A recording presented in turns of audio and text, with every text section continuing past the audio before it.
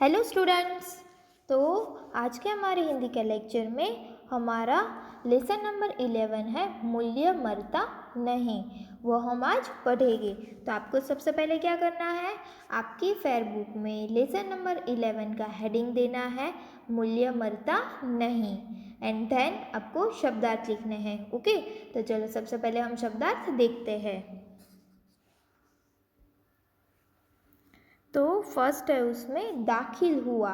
दाखिल हुआ मीन्स कि प्रवेश किया, एंटर्ड। देन प्रतिष्ठित। प्रतिष्ठित मीन्स कि सम्मानित, रिस्पेक्टेड। देन उपेक्षा। उपेक्षा मीन्स कि अपमान। क्या उपेक्षा मीन्स कि अपमान, नग्लेक्ट। देन महत्वाकांक्षा। क्या महत्वाकांक्षा, ए मीन्स की बड़ी उम्मीदें, एस्पिरेशन। देन वेतन। वेतन मीन्स की तनख्वाह, मीन्स की सैलरी। ओके। देन सहपाठी। सहपाठी मीन्स कि साथ पढ़ने वाले, क्लास फेलो, क्लासमेट्स भी बोल सकते हैं। ओके। देन उपेक्षित। उपेक्षित मीन्स कि अपमानित, मीन्स कि इंसल्टेड। क्या इंसल्टेड। देन बर्दाश्त। बर्दाश्त मीन्स कि सहन करना, एंड्योर। देन अवकाश। अवकाश मीन्स कि छुट्टी, लेजियर। क्या लेजियर मीन्स कि हॉलीडे। ओके। देन बोरा। बोरा मीन्स कि टाट का थैला, सैक, बैग भी बोल सकते हैं। ओके, बोरा मीन्स की बैग। देन मूल्यवान। मूल्यवान मीन्स कि महंगा, वैल्यूएबल। क्या वैल्यूएबल। ओके, तो ये हो गए हमारे शब्दार्थ। अभी हम लेसन देखते हैं। तो फर्स्ट क्या लिखा है इधर, राजू जैसे ही विद्यालय के अंदर दाखिल हुआ उसकी नज़र अपने साथियों पर पड़ी। तो राजू है वो जैसे ही, मतलब कि राजू है वो विद्यालय मीन्स कि स्कूल के अंदर दाखिल हुआ, मीन्स कि एंटर हुआ। तो उसकी नज़र किसके ऊपर पड़ी, राजू की नज़र अपने साथियों पर पड़ी। सब राजू को बड़ी अजीब नज़रों से देख रहे थे। तो राजू जब स्कूल के अंदर एंटर हुआ तभी उसकी नज़र किस पर पड़ी, उसके साथियों पर पड़ी, और सब राजू को बड़ी अजीब नज़रों से देख रहे थे। राजू ने उनकी नज़रों में अपने लिए उपेक्षा का भाव देखा। उपेक्षा मीन्स कि अपमान का भाव देखा। तो उसके फ्रेंड्स थे, उसकी नज़रों में अपने लिए, मतलब कि राजू को खुद के लिए अपमान का भाव दिखा। उसके साथियों की नज़र में अपने लिए क्या देखा, अपमान जैसा देखा उसने, कि ये लोग तो मेरा अपमान कर रहे और मुझे ऐसी नज़रों से देख रहे थे। वे सब राजू को साधारण व पुराने कपड़ों में देखकर उसका मजाक उड़ा रहे थे। तो उसके जो साथी थे वो राजू को साधारण मतलब कि सिंपल, और पुराने मतलब कि जो पुराने हो गए हो, ओके, तो पुराने कपड़ों में देखकर उसका मजाक उड़ा रहे थे। तो उसके राजू के साथ ही राजू का मजाक उड़ा रहे थे।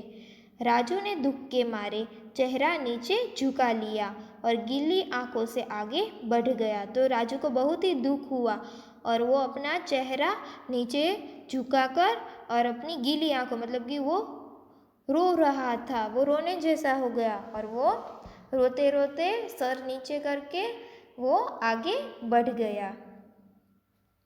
राजू शहर के एक प्रतिष्ठित व बड़े विद्यालय की 5वीं कक्षा का छात्र था।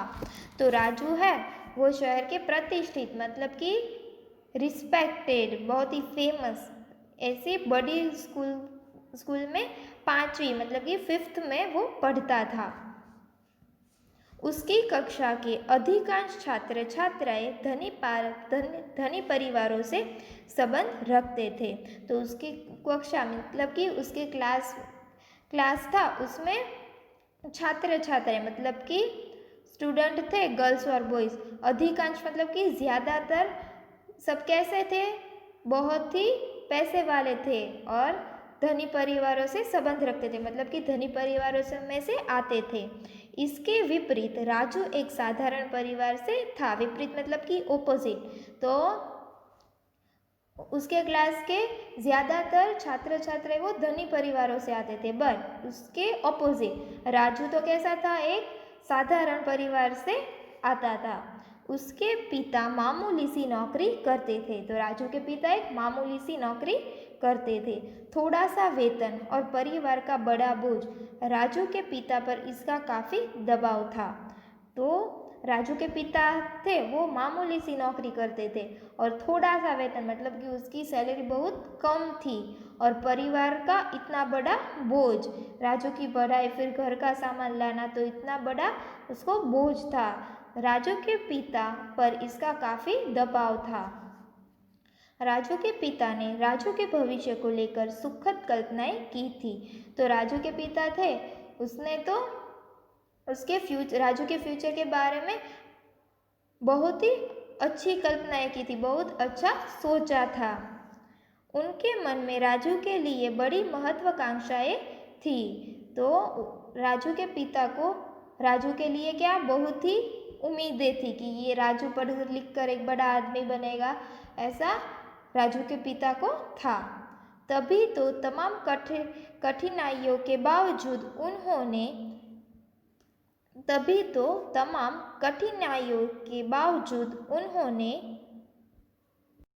उन्होंने राजू की बेहद महंगी तथा अच्छे स्तर की शिक्षा में कोई भी कमी नहीं छोड़ी थी।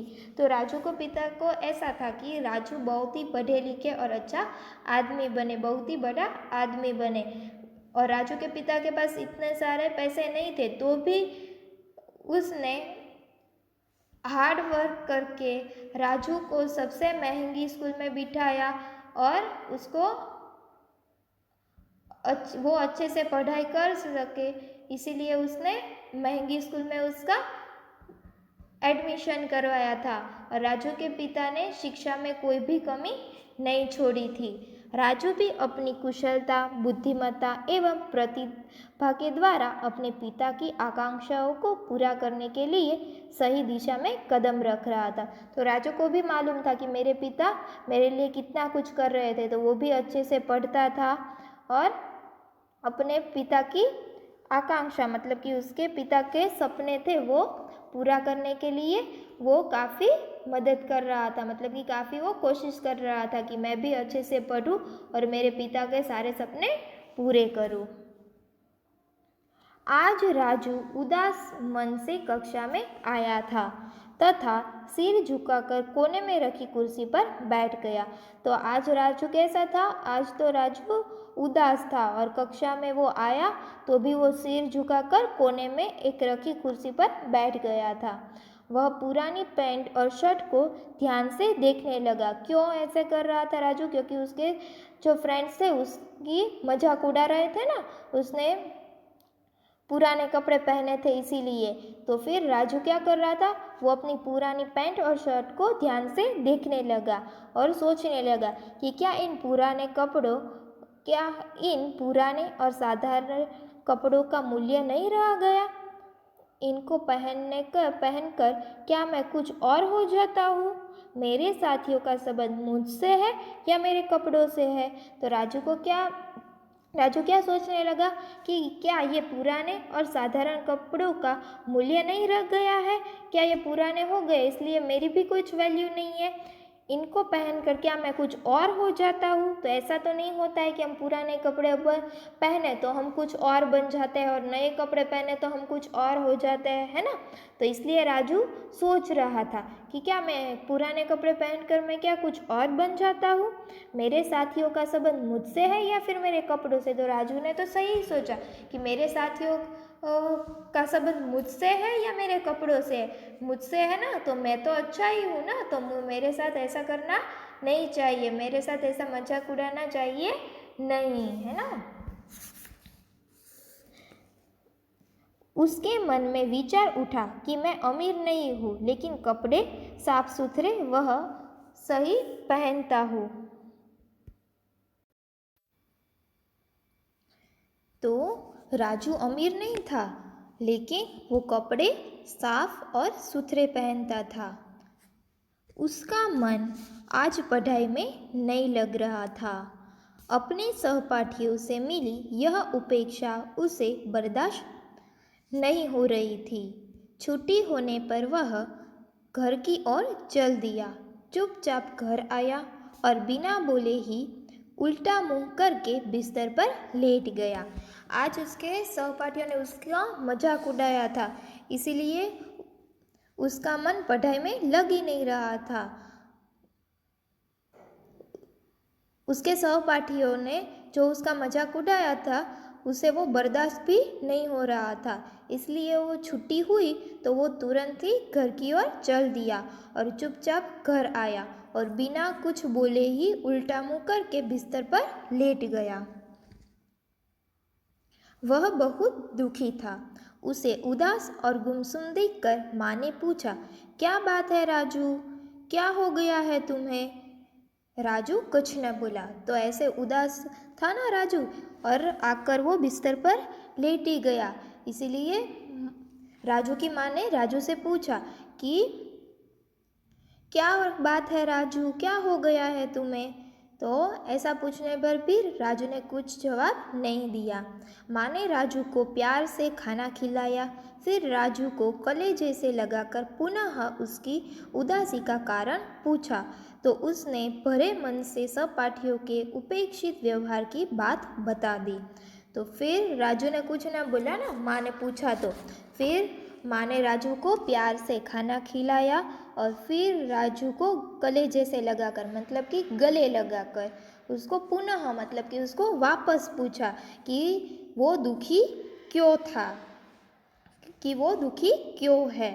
तो माँ ने पूछा, इसीलिए फिर राजू ने बता दिया जो उसके सहपाठियों ने उसके साथ किया था, वो सारी बातें उसने अपनी माँ को बता दी। जब राजू के पिता ऑफिस से लौटे तो माँ ने सारी बात उन्हें बताई। तो पहले तो राजू ने सारी बातें उसकी माँ को बताई, और जब राजू के पिता ऑफिस से वापस लौटे तो राजू की माँ ने राजू के पिता को सारी बात बता दी। वे सुनकर चुप रहे और कुछ न बोले। तो राजू की माँ ने राजू के पिता को सारी बात बताई, तो राजू के पिता कुछ न बोले और चुप रहे। अगले दिन रविवार था। विद्यालय में अवकाश था। तो अगले दिन क्या था? रविवार था, संडे था। विद्यालय में अवकाश था, मतलब कि विद्यालय में छुट्टी थी, हॉलीडे था। उसके पिता शाम को बाजार से एक पैकेट लेकर आए और उसे राजू के आगे रख दिया। तो रविवार था, है ना, तो उस दिन तो छुट्टी होती है ना। तो उसके पिता, मतलब कि किसके पिता? राजू के पिता शाम को बाजार से एक पैकेट लेकर आए और उसे राजू के आगे रख दिया। राजू ने उसे खोला तो आनंद से भर गया। तो राजू के पिता राजू के लिए एक पैकेट लेकर आए और उसे राजू के आगे रख दिया। राजू ने वो पैकेट को खोला और देखा तो वो आनंद से भर गया, मतलब कि वो बहुत ही खुश हो गया। उसके पिताजी उसके लिए एक पैंट और 2 कमीज लाए थे। तो उसके राजू के पिता राजू के लिए क्या लाए थे? एक पैंट लाए थे और 2 कमीज लाए थे, मतलब कमीज मीन्स की शर्ट लाए थे। राजू की खुशी का कोई ठिकाना न था। तो राजू की तो खुशी का कोई भी ठिकाना ही नहीं था, मतलब कि राजू बहुत ही खुश हो गया था। अगले दिन वह नए कपड़े पहनकर स्कूल गया तो सहपाठियों ने उससे बड़े अच्छे से व्यवहार किया और बात की। राजू ने भी सरलता से उत्तर दिया। तो दूसरे दिन जब राजू नए कपड़े पहनकर स्कूल गया ना, तो उसके सहपाठियों ने उससे अच्छे से बात की और राजू ने भी उसके साथ अच्छे से उसको उत्तर दिया, मतलब कि जवाब दिया। तो अभी तो राजू को के पास नए कपड़े आ गए थे, इसलिए राजू बहुत ही खुश था और दूसरे दिन उसने वो नए कपड़े पहन लिए और वो स्कूल गया। तो बाकी सहपाठियों थे वो भी राजू के साथ अच्छे से व्यवहार कर रहे थे और राजू से बात भी कर रहे थे। लेकिन जब राजू स्कूल से वापस लौट रहा था तो स्कूल से थोड़ी दूर फुटपाथ पर एक गरीब बच्चा तन पर फटा हुआ बोरा डालकर बैठा था। तो जब वो स्कूल से वापस लौट रहा था तो उसने क्या देखा कि स्कूल से थोड़ी ही दूर एक फुटपाथ था, वहाँ पर एक गरीब बच्चा तन से, मतलब कि अब उसके शरीर पर एक फटा हुआ बोरा, मतलब कि सैक होता है ना, वो डालकर बैठा हुआ था। राजू को तुरंत खूंटी पर टंगे अपने पुराने कपड़े याद आए। तो राजू ने देखा कि ये एक गरीब बच्चा है, वो तो कैसे बैठा है, एक सिर्फ सेक ही उसने डाला है, बोरा ही वो भी फटा हुआ डालकर बैठा है। तो राजू को तुरंत खूंटी पर, मतलब कि घर पर जो उसके पुराने कपड़े टंगे थे वो उसको याद आए। वह दौड़ कर गया और कागज में लपेटकर उन कपड़ों को लड़के को लाकर दे दिया।